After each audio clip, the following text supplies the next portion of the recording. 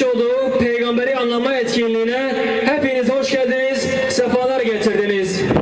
Huntev bixir hatın, ser serav çavar hatın.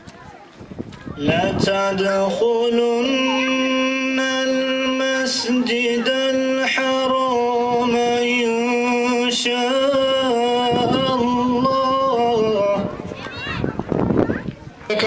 Ve be insanda yezanin bakerem khwamdinuhem hikmetu ilmu qalem evveluhem ahire Rabbi azim hem elimu hem kerimu hem rahim maliki eflaq esman behru ber razık cümleyi ruhd ber ser vefata bab narim türgiri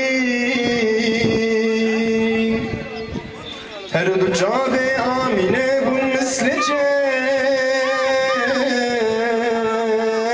yekdeme mühletine daye derduğe ya Muhammed tuhbibi zülcelali çerdi çeşirini o çedelali hasetate